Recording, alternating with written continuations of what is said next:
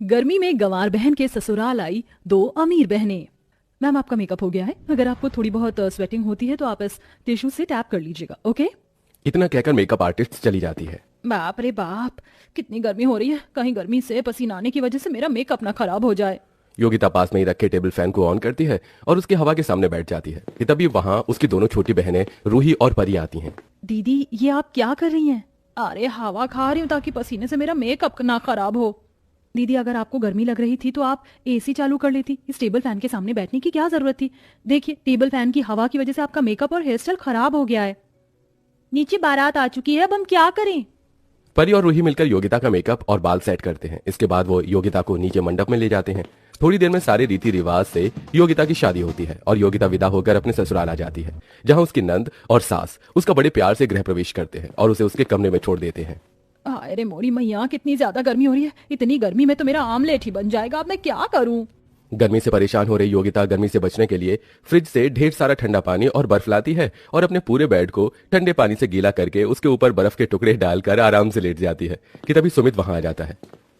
सुहाग रात के दिन तो दूल्हा दुल्हन के बेड पर गुलाब के फूल होते हैं और मेरे बेड पर ये बर्फ के टुकड़े। अरे, आप आ गए।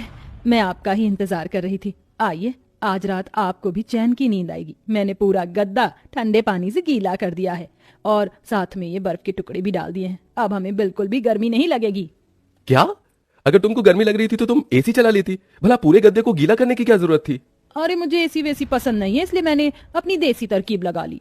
इतना कहकर योगिता सोने चली जाती है और बेचारे सुमित को न चाहते हुए भी पूरी रात उस गीले बिस्तर पर बितानी पड़ती है। सुबह होते ही योगिता उठकर तैयार होती है और भगवान की पूजा पाठ करके अपनी पहली रसोई का खाना बनाने में लग जाती है। इस गर्मी और पसीने ने तो मेरा बहुत बुरा हाल कर रखा है। क्या करूं इससे बचने के लिए? बार बार लग रही गर्मी और पसीने से परेशान होकर योगिता फ्रिज खोलती है और फ्रिज के साइड में जमी हुई बर्फ को लेकर अपने पूरे मुंह पर लगा लेती है और अपनी रसोई का खाना लेकर हॉल में जाती है। ये क्या है भाभी? ये सफेद भूत बनकर क्यों घूम रही हो? अरे, मैंने तो अपने चेहरे पर ही ठंडी ठंडी बर्फ लगाई है जिससे मुझे गर्मी ना लगे। लेकिन बहू, किचन में तो एग्जॉस्ट फैन लगा हुआ है तो उसे चला लेती। तुझे ये बर्फ लगाने की क्या जरूरत थी? अरे माँ जी, क्यों ये मशीन चालू करके घर की बिजली का बिल बढ़ाना? मैं अपने जुगाड़ से यूं ही गर्मी दूर कर देती हूँ। योगिता के नई नवेली बहू होने की वजह से उसकी सास नंद उससे कुछ नहीं कहती और ऐसे ही कुछ दिन गुजर जाते हैं। मेरा पैर, ये छत है या अंगारे। मैं तो यहाँ गीले कपड़े को सुखाने के लिए आई थी लेकिन खुद ही पसीने से गीली हो गई। एक काम करती हूँ, जाकर नहा लेती हूँ। लेकिन दोपहर के 2 बज रहे हैं और इस वक्त तो टंकी का पानी भी गर्म हो रहा होगा। इतने गर्म पानी में गर्मी से नहाऊंगी तो मैं मर ही जाऊंगी। अब मैं क्या करूँ? योगिता इतना सोच रही होती है कि तभी उसके मन में ख्याल आता है और वो किचन में जाकर फ्रिज के अंदर रखा हुआ सारे ठंडा पानी लाकर नहा लेती है। अरे अंतरा बेटा, ये फ्रिज में से ये सारा ठंडा पानी कहाँ चला गया? पता नहीं माँ, मैं भी वही देख रही थी। अरे माँ जी, फ्रिज के ठंडे पानी से तो मैंने नहा लिया। वो क्या है ना, बड़ी गर्मी लग रही थी। भाभी, अगर इस घर में किसी को गर्मी लगती है तो एसी कूलर पंखा चालू करके उसके सामने बैठता है, ना कि फ्रिज के सारे ठंडे पानी से नहाता है। अब हम लोग इस गर्मी में भला क्या गर्म पानी पियेंगे? अपनी नंद को इतना गुस्सा होता देख नंदिनी उससे कुछ नहीं कहती और वापस अपने कमरे में चली जाती है और ऐसे ही समय गुजरता रहता है। समय बीतने के साथ साथ जहां एक तरफ गर्मी बढ़ रही थी, वहीं अब योगिता की गवार वाली हरकतें बढ़ रही थीं। इतनी कड़क धूप है, फिर भी ये घास देखो, बिल्कुल बर्फ की तरह ठंडी है। अगर मैं इन घास को ले जाकर पूरे घर की जमीन पर बिछा दूं और इन पर ठंडा ठंडा पानी छिड़क दूं तो घर की जमीन बिल्कुल ठंडी रहेगी। योगिता आंगन में ढेर सारी घास तोड़ती है और पूरी घास की जमीन पर उसे बिछाकर उस पर ठंडा ठंडा पानी छिड़क देती है। तभी वहां अंतरा और संगीता आ जाती हैं। भाभी, ये सब क्या है? ये पूरे घर में घास क्या कर रही है? ये घास तो मैं लेकर आई हूं, अब देखना इन घास की वजह से हमारा घर कितना ठंडा रहेगा। योगिता बहू, गंवारपन की भी हद होती है। शुरुआत में तो मैंने तुझे कुछ नहीं बोला, लेकिन तेरी तो दिन पर दिन गंवार वाली हरकतें बढ़ रही हैं। लेकिन माँ जी, मैं तो बस घर की जमीन को ठंडा रखना चाह रही थी ताकि किसी को भी गर्मी ना लगे। भाभी, कोई जरूरत नहीं है आपको ये जमीन ठंडा करने की। आपकी गंवारपंती की हरकतें अपने तक ही रखिए, समझिए आप। दिन पर दिन बढ़ रही योगिता की गंवारपंती हरकतों से घर में हर कोई उससे परेशान होने लगा था। योगिता बहू, तूने सुबह ही तो ढेर सारे बर्तन धोए थे, तो ये बर्तन कहाँ से आ गए? माँ जी, गर्मी लग रही थी, इसलिए मैंने सोचा कि मैं ठंडे पानी में बर्तन धोऊंगी तो मुझे ज्यादा गर्मी नहीं लगेगी। अरे मेरी गंवार बहू, कब तक तू अपनी इन गंवार हरकतों से गर्मी से बचेगी? घर में इतने सारे पंखे हैं, कूलर है, एसी है, लेकिन फिर भी तुझे गंवार हरकत ही करनी है। ऐसे ही कुछ हफ्ते और गुजर जाते हैं और योगिता की दोनों बहनें रूही और परी उससे मिलने के लिए उसके ससुराल आती हैं। रूही, परी, तुम दोनों, पता है मैं सुबह से तुम दोनों को बहुत याद कर रही थी, इसीलिए हम आपसे मिलने चले आए और सोचा कि कुछ दिन आपके साथ रह लें। ये तो तुमने बहुत अच्छा किया। आप सब लोग बैठकर बातें करो, मैं सबके लिए ठंडा ठंडा शरबत बनाकर लाती हूँ।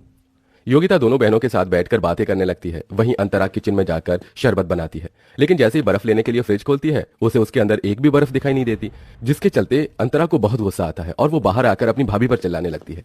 ये क्या भाभी, आज भी आप सारी बर्फ खा गई? अरे इस घर में बर्फ जमने दोगी या नहीं? आपकी तो ये गवार वाली हरकतें तो खत्म होने का नाम भी नहीं ले रही हैं। ना जाने माँ भी किसी गवार लड़की को अपने घर की बहू बनाकर ले आई।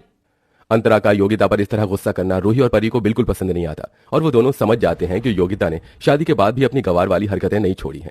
ऐसे ही एक दिन, बर्फ का गोला ले लो, बर्फ का गोला, ठंडा ठंडा खट्टा खट्टा मीठा मीठा, बर्फ का गोला ले लो।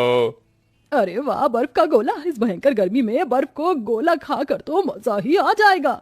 योगिता गर्मी से बचने के लिए ढेर सारे बर्फ के गोले खा जाती है। एक साथ हद से ज्यादा बर्फ के गोले खाने की वजह से अचानक योगिता के सीने पर ठंडी पड़ जाती है और वो बेहोश हो जाती है। सभी लोग जल्दी से उसे हॉस्पिटल लेकर जाते हैं और कुछ घंटे बाद योगिता को होश आता है। देख लिया तूने अपनी गंवारपंती वाली हरकतों का नतीजा। तेरे चलते आज पूरे मोहल्ले में हमारी बेइज्जती हो गई। शहर रहने के बावजूद भी कौन इतनी गंवार वाली हरकतें करता है? हमें तो शर्म आती है आपको अपने घर की बहू कहते हुए।